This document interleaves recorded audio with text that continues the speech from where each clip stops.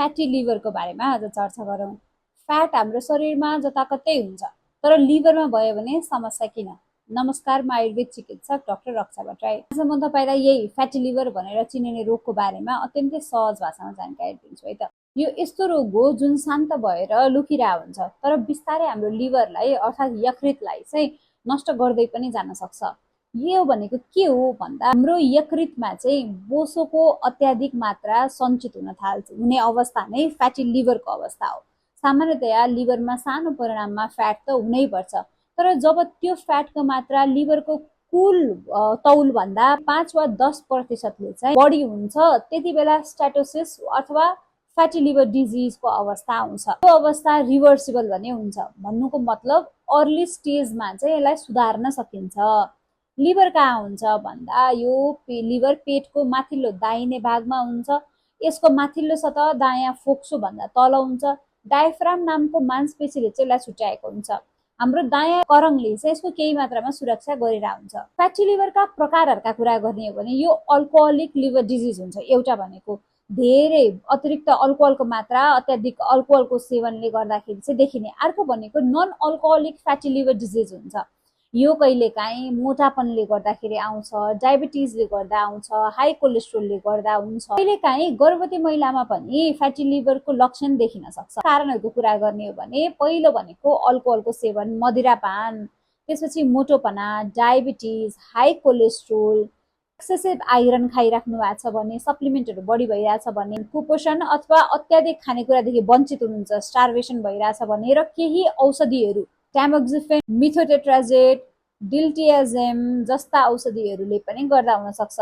त्यस्तै irritable bowel disease अथवा syndrome भएका व्यक्तिलाई पनि फ्याटी लिभरको समस्या देखिन सक्छ। यसका लक्षणहरूका कुरा गर्ने हो भने सुरुवातमा केही पनि लक्षण देखिँदैनन्, तैपनि पछि गएर थकान हुने, तौल घट्ने, भोक नलाग्ने, कमजोरी हुने, वाकवाक लाग्ने, मनोभ्रम हुने, धेरै बेरसम्म चाहिँ केही कुरामा फोकस गरेर बस्न नसकिने। अब यो फ्याटी लिभरको कन्डिसनमा चाहिँ आयुर्वेदिक दृष्टिकोण हेर्ने हो भने लिभरलाई हामी यकृत भन्छौँ र स्प्लिनलाई प्लिहा भन्छौँ।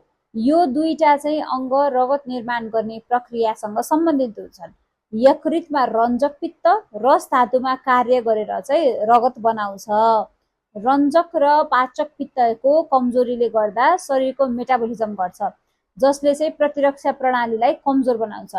यसकारणले लिभरको स्वभाव आफैमा पित्त हुन्छ, तर जब लिभरमा कफको कार्य बढी हुन्छ अथवा कफ हावी हुन जान्छ, लिभरको कार्यक्षमता घट्दै जान्छ।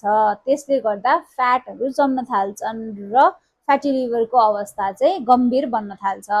कफ बढाउने खानेकुराहरू नखाने, यति बेलामा मासको दाल नखाने, गहुँ नखाने, तिलबाट बनेका खानेकुरा नखाने, दही नखाने, दूध नखाने र दूधबाट बनेका परिकार नखाने, खिर भयो, त्यस्तै अरू मिठाईहरू नखाने, चिनी र चिनीजन्य परिकारहरू नखाने, भेली नखाइदिने, यति बेलामा जङ्गल वा पानीमा बस्ने जनावरहरूको मासु नखाने, डायटमा ध्यान दिनै पर्ने हुन्छ। सन्तुलित र पौष्टिक खानेकुराहरू खानै पर्छ। ब्रेड नखाने, पाउरोटी, गहुँ, चामल, आलु, मकै जस्ता एक्स्ट्रा कार्बोहाइड्रेटहरू कम्प्लिटली घटाइदिने। एनर्जी ड्रिङ्क्स, यो कोल्ड ड्रिङ्क्सहरू भयो, प्याकेजिङमा आउने ड्रिङ्क्सहरू कदापि नखाने। यति बेला ड्रिङ्क्सहरू कम्प्लिटली त्यागिदिने।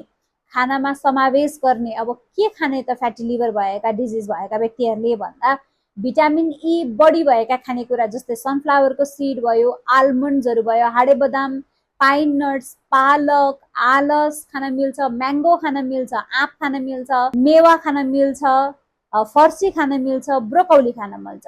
त्यस्तै ओमेगा 3 फ्याटी एसिड अलि बढी भएको भनेको आलस नै हो। फेरि ओखर भयो, त्यस्तै टोफु भयो, फिश ओइल खान मिल्यो, चिया सिड्स खान मिल्छ। भिटामिन डी भएका खानेकुरामा अलि बढी प्रोत्साहन गर्ने, अथवा कहिलेकाहीँ एकदम कमी छ भने सप्लिमेन्ट नै खानुपर्ने अवस्था हुन सक्छ। अब गर्दै नगर्नुपर्ने, खानै नहुने, हेर्न पनि नहुने चिजहरू भनेको फ्याटी लिभर भएका व्यक्तिहरूले भनेको अल्कोहल, मदिरापानलाई पूर्ण रूपमा त्याग्नुहोस्। हामी कहिले पनि लिभरलाई धेरै खासै चासो नै दिँदैनौँ जबसम्म लिभरले बेसरी दुःख दिन थाल्दैन। एकपटक आफैलाई पनि सोध्नुहोस्, तपाईँले कहिले आफ्नो लिभरको जाँच गर्नुभएको छ भनेर।